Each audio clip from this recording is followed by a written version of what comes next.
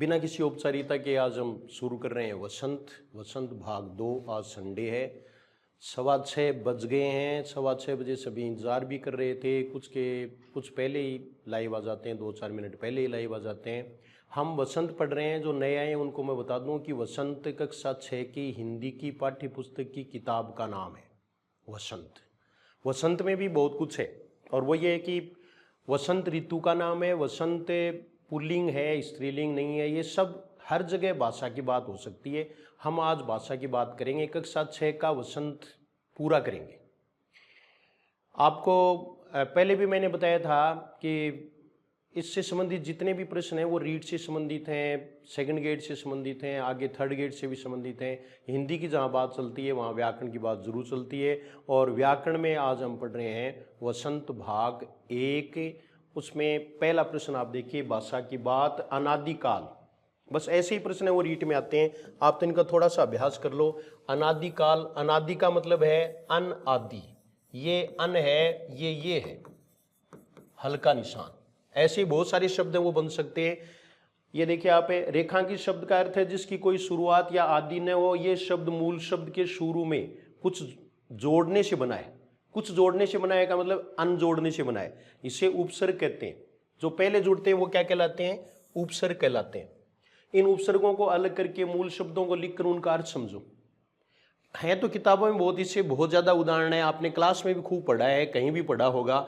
लेकिन फिर भी एक ट्रेक है, ये किताब है, वो कुछ शब्दों को सीमा में बांधती है जिनका संबंध डायरेक्टली परीक्षा से होता है। तो थोड़ा सा ध्यान देना है, रीट वालों को ज़्यादा ध्यान देना है, क्योंकि रीट से संबंधित जो भी प्रश्न आएंगे या हम संभावना कर सकते हैं वो 6ठी 7वीं 8वीं की बुक में से सीधे उदाहरण आएंगे, वो आपको ध्यान में रखना है। यहाँ हम बात कर रहे हैं उपसर्गों की। उपसर्गों की बात देखिए, असफल, इसमें अ उपसर्ग है, लेकिन उपसर्ग से भी है। 2 उपसर्ग हो गए। उपसर्ग मैं यहाँ लिख रहा हूँ ए और से। हाँ, एक बात मैं कहना ही भूल गया था आपसे कि आपने रजिस्टर मेंटेन कर रखा है। रजिस्टर मेंटेन कर लें, उसमें लिख लें, आपको फायदा होगा। कुछ है वो तो यूं ही वो सुन लेते हैं बाद में, तो वो नहीं, बल्कि आप रजिस्टर मेंटेन करें, अच्छी तरह से बैठें, जैसे क्लास में बैठते हैं वैसे ही बैठे, निष्ठा के साथ पढ़ें, आपको फल मिलेगा। जिनकी निष्ठा नहीं है वो खुद जाने। अदृश्य, ये अ उपसर्ग है। ये देखिए आप, ये इंपॉर्टेंट शब्द है अनुचित। अनुचित में देखने में अनु लग रहा है, लेकिन ये अन उपसर्ग है। अनुचित, अनावश्यक, अपरिचित, अ और परि 2 उपसर्ग है। आवश्यक में भी आ उपसर्ग मान लेते हैं, लेकिन इसका प्रयोग है वो कम होता है, इसलिए हमें अन ही मानना है। तो यहां पर 2 उपसर्ग हैं, अ और परि। अनिच्छा में अन उपसर्ग है। यहां एक चीज आपको देखनी है, वो ये देखनी है कि ये देखो ए और अन की बात बताइए, दोनों का ये अर्थ है वो अभावात्मक होता है, नहीं से अर्थ लिया जाता है। जैसे असफल का मतलब है सफल नहीं। ये जितने भी उदाहरण हैं वो नए तत्पुरुष समास के उदाहरण भी है। नए तत्पुरुष जिसमें नहीं का अर्थ होता है। सफल शब्द से शुरू हुआ, दृश्य द से हुआ, आवश्यक ऐसे हुआ। इन दोनों में एक अंतर है, वो बात आप सुन लें। ऐसे शब्द जो व्यंजन से प्रारंभ होते हैं उनका विलोम शब्द बनाने के लिए अगर वो अभावात्मक शब्दों में आते हैं तो ए का प्रयोग कर देंगे, और जो स्वर से शुरू होंगे उनमें अन उपसर्ग लगेगा। ये देखिए आप कि व्यंजन से शुरू है, व्यंजन से शुरू हो तो वहां आप अन का प्रयोग नहीं कर सकते, आप ये ए का प्रयोग करोगे। अगर अन का प्रयोग करोगे तो फिर वो उन शब्दों में होगा जिनमें न पूरा है। आवश्यक की इच्छा, ये देखो आप इच्छा शब्द, इच्छा शब्द आप देख रहे हैं ई से शुरू हुआ, ईश्वर है, स्वर है, तो ए इच्छा नहीं हो सकता, बल्कि ये क्या होगा? अनिच्छा। जो शब्द स्वर से शुरू होते हैं उनमें उपसर्ग लगता है अन, और जो शब्द व्यंजन से शुरू होते हैं उनमें शब्द लगता है ए। ये खास ध्यान रखना है, उपसर्ग यहां बता रहे हैं, इनमें से कोई उदाहरण आ सकता है। दूसरे नंबर वाला है, दूसरी इमेज देखो। इसमें वैसे तो संख्याएं संज्ञा होती हैं, पर कभी कभी ये विशेषण का काम भी करती हैं। ये बहुत बड़ी बात है, ये एक भ्रम को भी दूर करता है। और वो भ्रम कौन सा? कि जैसे मैं ये कहूं कि बताओ 10 शब्द है, तो 10 है वो हम प्राय ये मानते हैं कि संख्यावाचक विशेषण है। हाँ, ये संख्यावाचक विशेषण बन सकता है जब हम इसका प्रयोग किसी भी संज्ञा से पहले करें, तब इसका यानी तब तो ये क्या होगी, विशेषण, संख्यावाचक विशेषण। अगर मैं ये कहूं कि बताओ 10 क्या है, तो 10 व्यक्तिवाचक संज्ञा है, क्योंकि 10 है वो एक संख्या का नाम है, जो यहां साबित भी कर दिया, एनसीईआरटी की किताब है, इसमें लिखा है। और ये देखिए आप, वैसे तो संख्याएं संज्ञा होती हैं, तो अगर ये पूछ लिया जाए ना कि 10 है तो 10 व्यक्तिवाचक संज्ञा है, लेकिन देखो ये नीचे लिखे वाक्य में देखो आप, 5 अरब, ये साल शब्द की विशेषता बता रहा है, इसलिए ये संख्यावाचक विशेषण है और निश्चित है। संख्यावाचक विशेषण के दो भेद होते हैं, निश्चित और अनिश्चित। निश्चित में ये है 5 अरब 10,000 साल। ये देखो आप, अगर यही बात ये होती कि हमारी धरती लगभग कई साल पुरानी है, ये कई आता, तो ये अनिश्चित संख्यावाची होता। ये क्या होता है, अनिश्चित। या अनेक साल पुरानी है, तब भी क्या होता है, अनिश्चित होती। कुछ अनिश्चित, अधिक बहुत ज्यादा तो अनिश्चित। विशेषण के बारे में बताया गया साल संख्या के बारे में विशेष जानकारी दे रहे हैं, इसलिए संख्यावाचक विशेषण है। संख्यावाचक विशेषण का इस्तेमाल उन्हीं चीजों के लिए होता है जिन्हें गिना जा सके, 4 संतरे, 5 बच्चे, 3 शहर आदि। पर यदि किसी चीज को गिना नहीं जा सकता तो उसके साथ संख्या वाले शब्दों के अलावा मापतोल आदि के शब्दों का इस्तेमाल भी किया जाता है। सबसे बड़ा व्याकरण यही है, यहां दोनों चीजें बता दी है। देखो 3 जग पानी, 1 किलो चीनी, तो ये शब्द आपको ध्यान में रखने हैं, ये परिमाणवाचक है। ये क्या है, परिमाणवाचक। संख्या तो इसमें भी है 3 और 1, लेकिन साथ में क्या है, मापतोल। हम मापतोल कर सकते हैं, किलो है, मीटर है, लीटर है, क्विंटल है, बीघा है। यह रेखांकित हिस्से परिमाणवाचक विशेषण है। ये कौन से हैं, परिमाणवाचक विशेषण, क्योंकि इनका संबंध मापतोल से है। अब आगे लिखे हुए को पढ़ो, खाली स्थानों में बॉक्स में दिए गए मापतोल के उचित शब्द छांट कर लिखो। ये आपको लिखने हैं, ये देखो, ये रहा, ठीक है। तो ये छोटे बच्चों के लिए हैं, आपको तो ये इतना ध्यान रखना है कि संख्यावाची कौन सा है और परिमाणवाची कौन सा है। तो ये देखो आप, ये 3 खीर, तो इसमें आप कौन सी चीज लोगे, 3 कटोरी खीर। ऐसे ही देखो आप, 2 एकड़ जमीन, 1-2 बता देता हूं आपको, बाकी आपको ही लेने हैं। ये सामान्य बात है छोटे बच्चों के लिए, और ये सब के सब हैं वो परिमाणवाचक के विशेषण है, ठीक है। और ये देखिए 6 मीटर कपड़ा, 2, अब इनमें से कौन सा आएगा, चम्मच कॉफी, 1 लीटर दूध, 1, अब यहां रेत है तो रेत के लिए किसका आएगा, ट्रक, 1 ट्रक रेत, 5 किलो बाजरा, 3 लीटर तेल। ये सारे जो है वो परिमाणवाचक विशेषण है।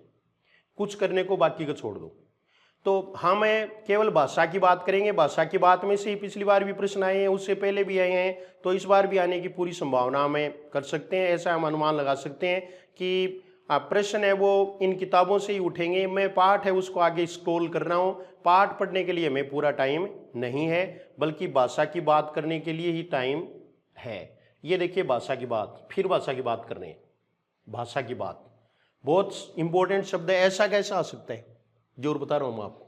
पहले, इससे पहले वाली जो रीट है ये तो रद्द हो गई, रद्द रीट से पहले वाली रीट है, उसमें इसी तरह से सीनियर की किताब में से आया हुआ है तिरस्कार। बोर्ड वाली किताब में उनका भी ध्यान रखना है, वो बाद की बात है। फिलहाल तो मैं केवल 6ठी 7वीं 8वीं मेरा टारगेट है, वो मैं आपको बताऊंगा। तो वार्तालाप है, उसका संधि विच्छेद देख लो के योग से बनाए। यहां वार्ता के अंत का आ और आलाप के आरंभ का आ मिलने से जो परिवर्तन हुआ है उसे संधि कहते हैं। ऐसे जो परिवर्तन होता है उसको संधि कहते हैं। शिष्टाचार किन शब्दों की संधि है, ये यहां संधि आपको ये ध्यान में रखनी है। ये देखो, ये हो जाएगा शिष्ट जोड़ आचार। दूसरा देखो, श्रद्धा जोड़ अंजलि। दिख रहे हैं ना आप सबको? कमेंट करके बताएं, कमेंट करके बताएं। कमेंट कर रहे हैं कुछ तो, हाँ कुछ है ना, वो तो केवल देख रहे हैं कि लोग कर देंगे कमेंट, तो पढ़ भी लोग ही लेंगे, सिलेक्शन भी लोगों का हो जाएगा। ये देखिए आप, दिन जोड़ अंक, सब में दीर्घ संधि है। दीर्घ संधि के अच्छे से अच्छे उदाहरण है उत्तर जोड़ अंचल, उत्तर अंचल।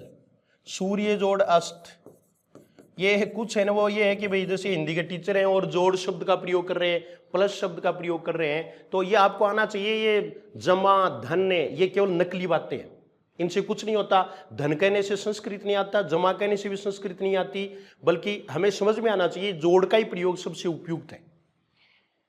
सूर्य जोड़ अस्त, अल्प जोड़ आहार, अल्प जोड़ आहार। चलो ये देख रहा हूं मैं। कुछ कमेंट कर रहे हैं कि रोजाना क्लास लिया करो। रोजाना नहीं, एक दिन लेता हूं वीक में, तभी बहुत कम देखते हैं।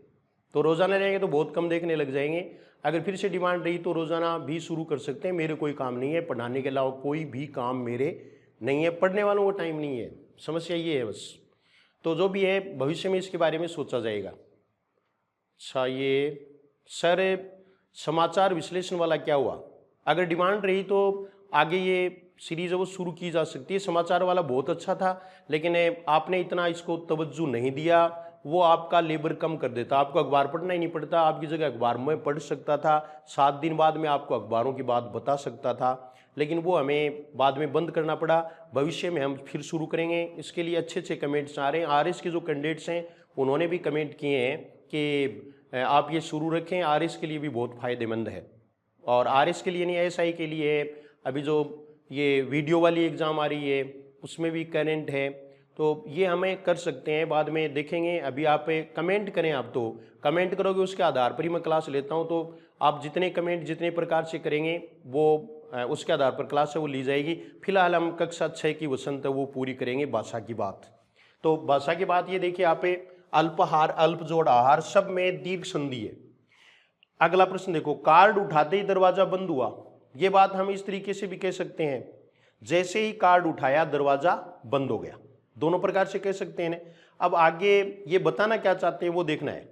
ये देखो, ध्यान दो कि दोनों वाक्यों में क्या अंतर है, ये हमें नहीं देना, क्योंकि क्रिया का टॉपिक है और क्रिया है वो डायरेक्ट रूप से हमारे रीट के पाठ्यक्रम में नहीं है, सेकंड ग्रेड में है। अगर उठाते ही ऐसा अगर आ जाता है तो ये तात्कालिक क्रिया है, असमापिका क्रिया। असमापिका में तात्कालिक क्रिया है।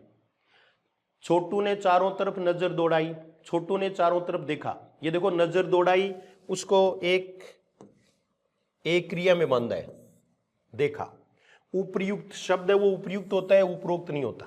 ऊपरी जोड़ उक्त, हर जगह शब्दों में ध्यान रखें। वाक्यों में समानता होते हुए भी अंतर है। मुहावरे वाक्यों का विशिष्ट अर्थ देते हैं। ये नजर दौड़ाना मुहावरा है। ऐसा ही मुहावरा पहली पंक्ति में दिखाई देता है। नीचे दिए गए वाक्यांशों में नजर के साथ अलग अलग क्रियाओं का प्रयोग हुआ है जिनसे मुहावरे बने हैं। इनके प्रयोग से वाक्य बनाओ। नजर पड़ना, नजर रखना, नजर आना, नजरें नीची होना। तो नजर पड़ना का मतलब दिखाई देना, नजर रखना का मतलब उसके ध्यान रखना, नजर आना का मतलब हमारी जानकारी में आना, नजरें नीची होना का मतलब शर्माना या लज्जा महसूस करना, उसको कहते हैं नजरें नीची होना। नीचे एक ही शब्द के दो रूप दिए गए, एक संज्ञा है दूसरा विशेषण है। ये बहुत इंपॉर्टेंट है। वाक्य बनाकर समझो और बताओ कि इनमें से कौन से शब्द संज्ञा है और कौन से विशेषण है। ये हमें समझना होगा। यहाँ मैं आपको कुछ बातें बता देता हूँ। कुछ ये कह रहे हैं कि आप बहुत जल्द बता देते हैं, हम लिख नहीं पाते हैं, तो बाद में देख करके लिखते रहो आप, क्योंकि हमें ये आज ही पूरी करनी है कक्षा 6 की पाठ्य पुस्तक हिंदी की वसंत, और वो काम मैं कर रहा हूं। तो ये देखिए आप, आकर्षक और आकर्षण। यहां एक चीज बता दूं आपको मैं, प्रत्येक में आपके काम आएगी, ठीक है। ये देखो, यहां क है यानी अक है, और ये है अन, नए का ही नए बन गया। अन आएगा तो भाववाचक संज्ञा, अक आएगा तो गुणवाचक विशेषण। आकर्षक है वो क्या है, गुणवाचक विशेषण। इसको इसी टेली कर लो। ये देखो, प्रेरक, तो प्रेरक है वो क्या है, विशेषण है, ये विशेषण, ये भी विशेषण। आकर्षण है वो संज्ञा है, भाववाचक संज्ञा। ये देखो, शाली जहां भी प्रयुक्त करते हैं वो शब्द गुणवाचक विशेषण बन जाता है। शाली शब्द का प्रयोग करेंगे, शब्द गुणवाचक विशेषण बनेगा। प्रभाव भाववाचक संज्ञा है। एक जगह पूरा लिख देता हूं मैं, सब जगह यही है, भाववाचक संज्ञा। शाली जहां भी लगेगा वो गुणवाचक विशेषण, गुणवाचक विशेषण। इसी प्रकार से प्रेरणा भाववाचक संज्ञा, प्रतिभाशाली गुणवाचक विशेषण, प्रतिभा भाववाचक संज्ञा। ये बहुत ही इंपॉर्टेंट शब्द हैं, आपको पक्के ध्यान में रखने हैं। पूरे मैं ये कह रहा हूं कि ये जो किताबें हैं इनमें पूरा का पूरा सार भरा पड़ा है, बस हम फालतू बाजारू गाइड पढ़ते रहते हैं। उनमें आना एक न जानी दो, लेकिन मानता कोई नहीं है, पेपर होगा तब मानेंगे। खैर जो भी है हाँ, कहना अलग चीज है, दूसरी अलग। साथ ही हाथ बढ़ाना ये भी सही है।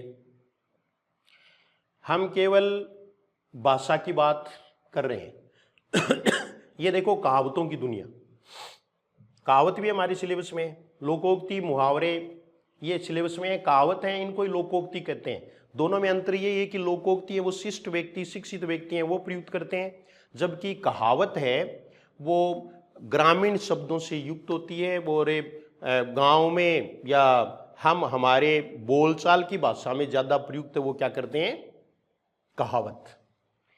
एक अकेला चना भाड़ नहीं फोड़ सकता, एक और एक मिलकर 11 होते हैं।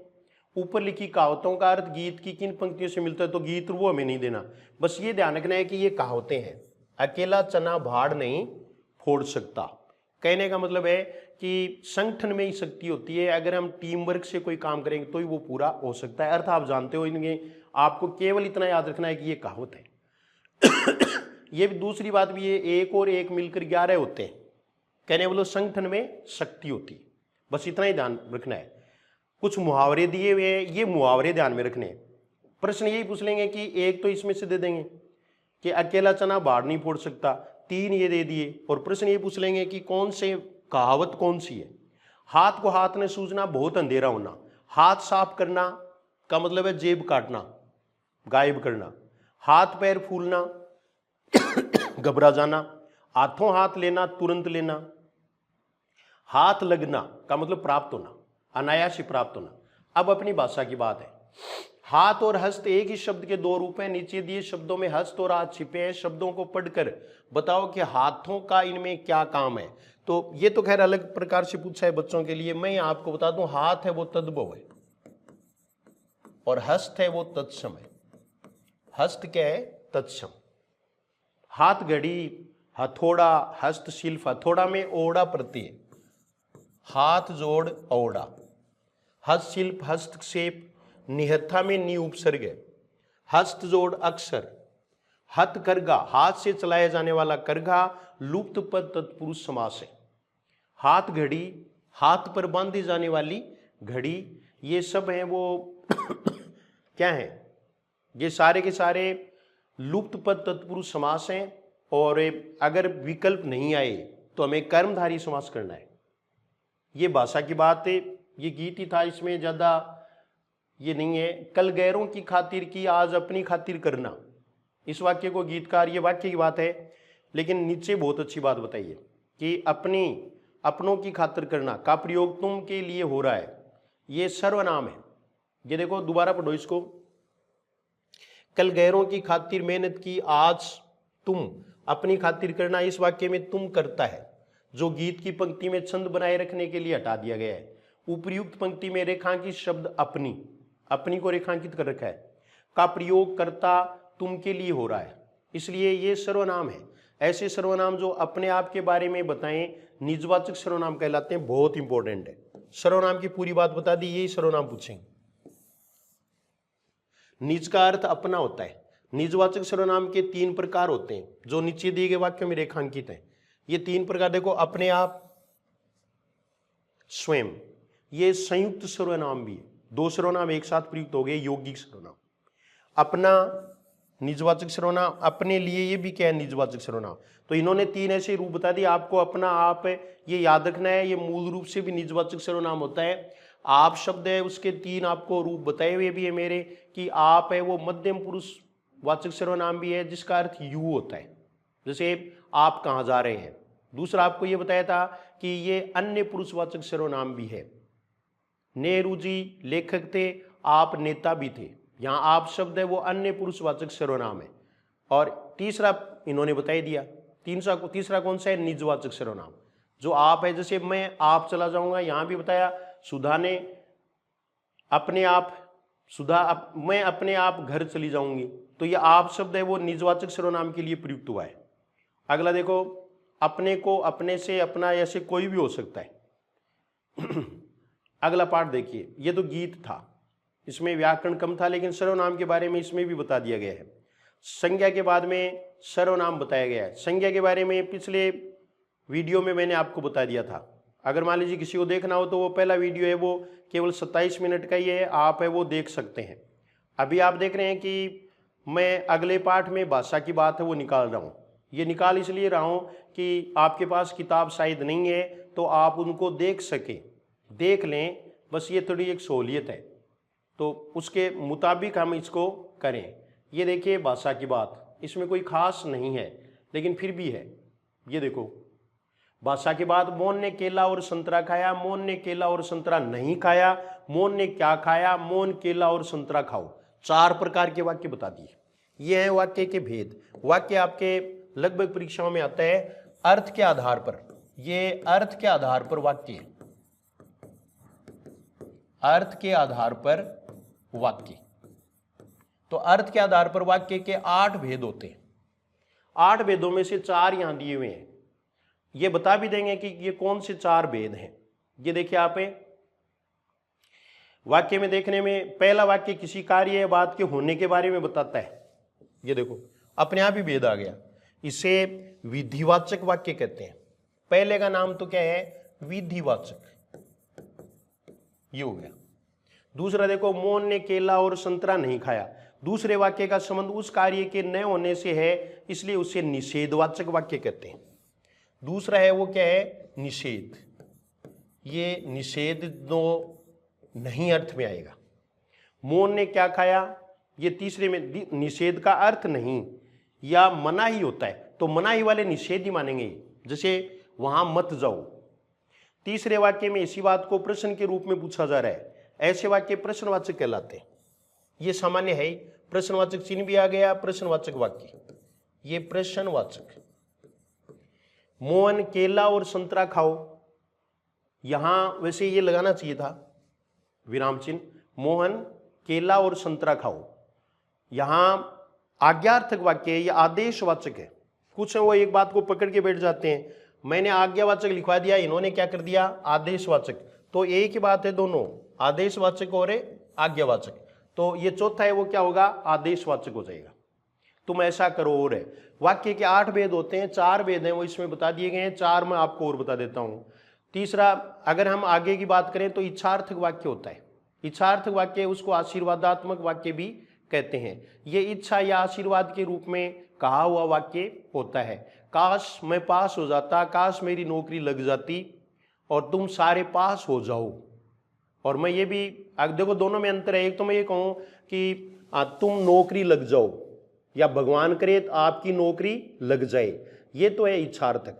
और मैं ये कहूं कि हर संडे को ये क्लास देखा करो, ये है आदेशवाचक। ये दोनों में अंतर हो गया ना। विस्मयादिबोधक है, उसमें विस्मयादिबोधक चिन्ह होता है, जैसे आहा कितना सुहावना मौसम है, विस्मयादिबोधक चिन्ह का प्रयोग करेंगे, ये विस्मयादिबोधक है। संकेतार्थक का ध्यान रखना है, यदि अगर यानी शर्त वाले वाक्य होते हैं वो संकेतवाचक कहलाते हैं। यदि तुम ये कक्षा ईमानदारी से देखोगे तो तुम्हें परीक्षा में फायदा होगा, ये कंडीशनल सेंटेंस है, इसको संकेतार्थक या संकेतवाचक वाक्य भी कहते हैं। तो ये है वाक्य के 8 प्रकार। 8वां कौन सा रह गया, 8वां एक प्रकार है वो रह गया, वो कौन सा है, वो संदेहात्मक वाक्य है। संदेहात्मक है, इसमें शायद और संभव का प्रयोग होता है या फिर सकना क्रिया का प्रयोग किया जाता है। जैसे आज बारिश हो सकती है, अगले संडे को मैं आपको इसके अलावा बहुत कुछ बता सकता हूं, ये केवल क्या है, संभावना है। तो ये सारे हैं वो संदेहात्मक वाक्य कहे जाएंगे। ये थे अर्थ के आधार पर वाक्य के 8 भेद। रचना के आधार पर भी वाक्य के 3 भेद होते हैं। सरल वाक्य, जिसको साधारण वाक्य भी कहते हैं, सरल वाक्य होता है, मिश्र वाक्य होता है, संयुक्त वाक्य होता है। तो ये चर्चा हम बाद में आएगा तब करेंगे, बल्कि यहां हमने 3 बातें कर ली।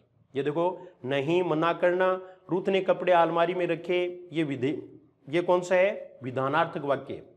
और रुथ ने कपड़े अलमारी में नहीं रखे, निषेधवाचक है। दूसरा है रुथ ने कपड़े कहाँ रखे, प्रश्नवाचक है। और रुथ कपड़े अलमारी में रख दो, आदेश देना, ये आदेशवाचक है। अगला पाठ देखिए। अब अगला पाठ है, इसमें हमें कुछ और ले रहे हैं। कोई ना कोई व्याकरण का टॉपिक है वो आता ही रहेगा, और परीक्षा से उसका संबंध है वो जरूर होगा। इसमें एक शब्द आपने स्क्रॉल करते हुए देखा होगा, टिकट। टिकट है वो विदेशी शब्द है। टिकट है, आप कमेंट करके बताएं कि टिकट है वो स्त्रीलिंग है या पुल्लिंग है, ये बताएं। कुछ ये कह रहे हैं कि हमारे कमेंट नहीं पढ़ रहे हो, तो मैं बताने में ज़्यादा वो कर रहा हूँ। कमेंट आप करोगे जरूर पढ़ूंगा, कमेंट है वो पढ़े जाएंगे, आपको लिख करके भी उनका जवाब है वो दिया जा सकता है। तो ये सारी चीज़ें हैं वो आपको ध्यान में रखनी है। बोलते चेहरे ये चाहे छोड़ दो, इस पाठ में कोई ज़्यादा बात नहीं है, भाषा की बात है बस। शब्दों को कहानी में ढूंढ कर उनका अर्थ समझो। तो ये खोसना, ये सारा खोसना शब्द है वो राजस्थानी शब्दों में ध्यान में रखें। खोसना का मतलब हाँ जबरदस्ती लेना या लूटना मान लो आप। खोसना का मतलब लेना, लेकिन जबरदस्ती। पुचकारना ये सारे कर दोगे। व्यक्तियों वस्तुओं को छांट कर ये आपको नहीं करना है, ये छोड़ दो। अगला पाठ देखते हैं। जो इंपॉर्टेंट है वही पढ़ना है हमें, क्योंकि हमारे पास बहुत कम टाइम है परीक्षा से पहले। ऐसे ये समय चला जाएगा और हमें फिर ये कहेंगे कि हमारा पाठ्यक्रम पूरा नहीं हुआ या कुछ कमी रह गई, ऐसा हम कह सकते हैं। तो ये देखिए आप खोजबीन, भाषा की बात। नीचे लिखे वाक्यांशों के हिस्सों को पढ़ो। झांसी की रानी, मिट्टी का घरौंदा, प्रेमचंद की कहानी। ये देखो सीधा ही बता देता हूं मैं आपको। का के की है, का के की में ये की है, ये का है और ये के है। इन तीनों का ध्यान रखना है। ये पहले वाला है, इससे कोई संबंध नहीं होता है। ये संबंधवाचक शब्द होते हैं, इनका संबंध बाद वाले से होता है। अगर की आएगा तो ये स्त्रीलिंग है, अगर का आएगा तो ये पुल्लिंग है, अगर के आएगा तो ये प्राय क्या होता है, बहुवचन होता है। ये पुल्लिंग या स्त्रीलिंग कोई सा भी हो सकता है। तो रेशमा के बच्चे, बनारस के आम, यहां आम है वो बहुवचन है। ये काके की हमें बता देते हैं। बस इसमें इतनी बात थी। आगे देखिए, छोटी छोटी बातें ही तो है। अगला पाठ है उसमें देखो आप, ये देखो भाषा की बात। स्पर्श से संबंधित कई शब्द आए हैं, जैसे चिकना, चिपचिपा, मुलायम, खुरदरा, भुरभुरा, सख्त। यहां एक चीज तो आपको ये ध्यान में रखनी है, ये सभी शब्द गुणवाचक विशेषण है। देख लिया, ये सभी शब्द गुणवाचक विशेषण है। एक तो ये ध्यान में रखना है। अगर मुझे इन चीजों को छूने पर से इतनी खुशी मिलती है तो उनकी सुंदरता देखकर तो मेरा मन मुग्ध ही हो जाएगा। यहां लेखक कुछ बताना चाहता है। खुशी शब्द, सुंदरता शब्द दोनों ही भाववाचक संज्ञाएं हैं। किसी भाव और किसी की विशेषता के बारे में बताए, ऐसी संज्ञाएं भाववाचक कहलाती हैं। ये भाववाचक संज्ञा के बारे में बताए। गुण और भाव के अलावा भाववाचक संज्ञाओं का संबंध किसी की दशा और किसी कार्य से भी होता है। भाववाचक संज्ञा की पहचान ये है कि इससे जुड़े शब्दों को हम सिर्फ महसूस कर सकते हैं, देख या छू नहीं सकते। आगे लिखी भाववाचक संज्ञाओं को पढ़ो और समझो। इनमें से कुछ शब्द संज्ञा और कुछ क्रिया से बने, उन्हें भी पहचान कर लिखो। ये हमें पहचाननी है। ये देखो आप, मिठास भाववाचक संज्ञा। टोटल भाववाचक संज्ञा के बहुत ही अच्छे एग्जाम्पल दे रखे। ये फुर्ती पहले भी आ चुका। ये देखो आप, मिठास, बुढ़ापा, ताजगी, ये सारे के सारे बताए हुए हैं। इसमें कौन सा प्रत्यय, आस, इसमें आपा, ये गी प्रत्यय, भूख में ए प्रत्यय, घबराहट में आहट, क्रोध में कोई नहीं, शांति में ती मान लो आप। ती वाले शब्द, ये प्रत्यय तो नहीं लेकिन ती वाले सम जोड़ ती हो भी सकता है। तो ती है वो भाववाचक संज्ञा के, जैसे भक्ति है, शक्ति है, गति है, मति है, सारी भाववाचक संज्ञाएं हैं। आव प्रत्यय है, मजदूरी में ई प्रत्यय है, ये विदेशी शब्द भी है। ताजगी भी विदेशी शब्द है। भोलापन, पन प्रत्यय आ गया ना, पन ही बताया था ना आपको, पन आ गया। पन जहां भी आ जाए वो क्या होगा, भाववाचक संज्ञा होगा। फूर्ति में ई प्रत्यय, एहसास कोई प्रत्यय नहीं। ये फूर्ति और एहसास ये भी क्या है, भाववाचक संज्ञाएं। तो भाववाचक संज्ञा में अच्छे से अच्छे उदाहरण है, इनको थोड़ा ध्यान रख लेना, अगर किसी का नहीं समझ में आए तो रट ही लेना। मैं अब इस तरह के उत्तरों की आदी हो चुकी हूं। एक तो ये आदि है, एक ये आदि, दोनों में अंतर देखे। यहां आदि का अर्थ है अभीष्ट, और इस आदि का मतलब एटिसेट्रा इत्यादि से लिया गया है। वाक्य में रेखांकित शब्द देखने में मिलते जुलते हैं, तो मिलते जुलते शब्द युग्म है हमारे सिलेबस में। ये बड़ी मात्रा है, ये छोटी मात्रा है। बड़ी और छोटी मात्रा में हम अंतर कर सकते हैं। नीचे कुछ शब्द दिए हुए हैं जिनमें अंतर बताया है। ये देखो अवधि, अवधि, तो ये अवधि है वो तो समय अंतराल से मतलब है, ये अवधि है वो भाषा है। बड़ी मात्रा वाला है ये भाषा है, ये ध्यान में रखनी है। और मतलब की तरफ, ये और तथा, ये योजक है। में, इन, अंदर, मैं, ये उत्तम पुरुषवाचक सर्वनाम है। दिन, दिवस, दीन, गरीब, इसका ध्यान रखना पक्का। दिन है वो दिवस है। शिल, शील, शिल है वो पत्थर, और शील का मतलब अच्छा आचरण। मेल, मैल, तो मेल मिलना से बना, ये भाववाचक संज्ञा भी है, मिलाना, मिलना क्रिया से बना है। और मैल है वो गंदगी को कहते हैं। तो ये दोनों में अंतर हो गया। फिर अगला पाठ देखो, अगले पाठ में देखो आप ये स्क्रॉल में रोक नहीं रहा हूं क्योंकि आपको पढ़ना नहीं है, पाठों से ज्यादा मतलब नहीं होता, बल्कि हमें भाषा की बात से मतलब है। भाषा की बात है वो चाहिए हमें, ये आ गई भाषा की बात। इस बीच ये दरिया में लुढ़कता रहा, नीचे लिखी क्रियाएं पढ़ो। क्या इनमें लुढ़कना में तुम्हें कोई समानता नजर आती है? ढकेलना, ये आपके परीक्षा से संबंधित नहीं है। ढकेलना अलग है, गिरना अलग है, खिसकना अलग है दोनों में लुढ़कना जैसा अर्थ। चमकीला, ये शब्द देखो, ये इंपॉर्टेंट है, दूसरी में इंपॉर्टेंट, सब कुछ इंपॉर्टेंट नहीं। चमकीला में ईला प्रत्यय, चमक जोड़ ईला। यहां रेखांकित विशेषण चमक संज्ञा में ईला प्रत्यय जोड़ने पर बना है। ईला प्रत्यय वो गुणवाचक विशेषण प्रत्यय है, यही प्रत्यय जोड़कर विशेषण बनाओ और इनके साथ उपयुक्त संज्ञाएं लिखो। पत्थर से पथरीला, पथरीला में ये ध्यान रखना है कि तय नहीं लिखना है। देखो कितनी बड़ी बात है, पत्थर से पथरीला, तय नहीं आएगा। कांटा से कंटीला, गुणवाचक विशेषण है ये ईला वाले। रस से रसीला, जहर से जहरीला, जहर शब्द विदेशी है, ये हो गया। सुर से सुरीला, अलग अलग ईला प्रत्यय से हमें ये ले सकते हैं। जब तुम मेरे साथ रहती हो तो अक्सर मुझसे बहुत सी बातें करती हो, जब और तब का प्रयोग बताया है इसमें, तो ये कोई खास नहीं है, इसको छोड़ दो। अव्यय के रूप में प्रयुक्त होते हैं, ये शर्त वाले हैं। ये देखो ये सारे बल्कि, इसलिए, परंतु, की, यदि, तो, न की, या, ताकि, ये सब है वो अव्यय है। ये अव्यय है वो दो प्रकार के। अव्यय में भी ये योजक है, योजक को समुच्चय सूचक अव्यय भी कहते हैं। समुच्चय सूचक अव्यय है वो दो प्रकार के होते हैं। कौन से हैं वो दो प्रकार? समानाधिकरण और वेदीकरण।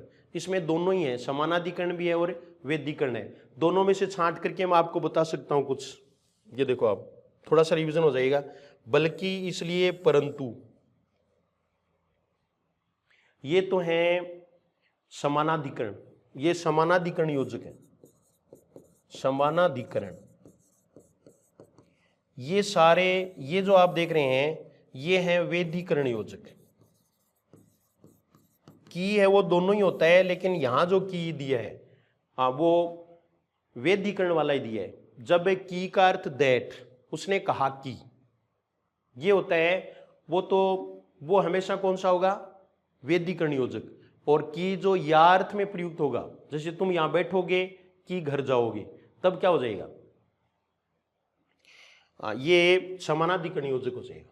ये देखो, कृष्णन फिल्म देखना चाहता है, मैं मेले में जाना चाहता हूं, तो यहां दोनों प्रयुक्त हो सकते हैं। कृष्णन फिल्म देखना चाहता है, परंतु मैं मेले में जाना चाहता हूं, ये देख लो, परंतु।